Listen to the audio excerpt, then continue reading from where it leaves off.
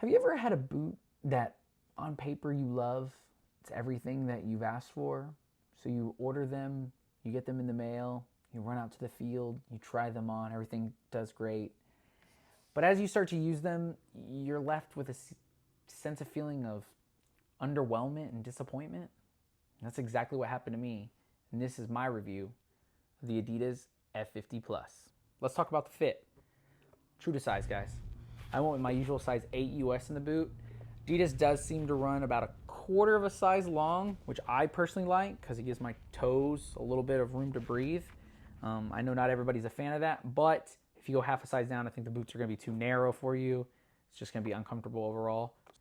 Fiber Touch upper is a knit slash synthetic upper. It's very malleable. It's really comfortable. It reminds me of older 2014 F50, Vapor 9, early EvoSpeed 1.3 models, where it's kind of plasticky, but it's very comfortable and it molds to your foot really well.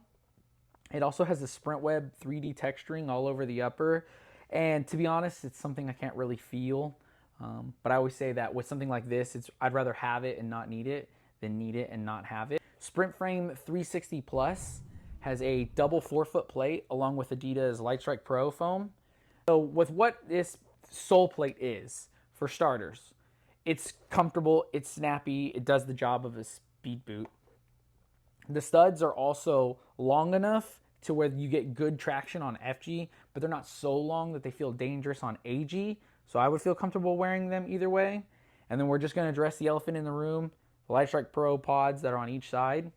They give you a good sense of wanting to stand on your toes. So for all those coaches out there, you should definitely tell kids to wear these because it'll get them up on their toes, which is what you're always preaching. Other than that, I didn't have too many issues with the sole plate of the boot overall. I think it was good. The problem that I have is this laceless system.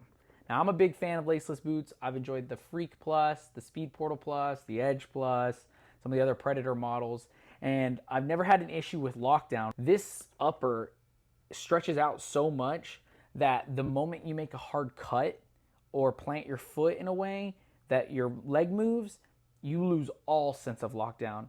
And for that, it just made me super disappointed because this is such an aggressive and cool speed boot concept that if Adidas would have literally just added laces, this would have been a home run for me.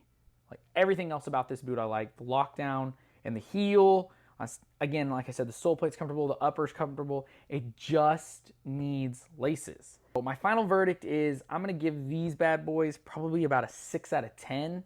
Great first step for Adidas, and I think that they've done a good job. And I think that they can continue to iterate on all this technology. All they really need to do is add laces and then maybe figure out a way to make the Lightstrike Pro not feel so awkward slash just not fitting in with the whole feeling of the boot. They need to have a more uniform feeling all the way through. But other than that, that's about all I can say about the boot. It's fine. It's nothing to write home about. But let me know what you think about the Adidas F50 Plus in the comments below. And if you have any boots that you want to see, let me know. And if you like what you've seen here, you can click down below and see more.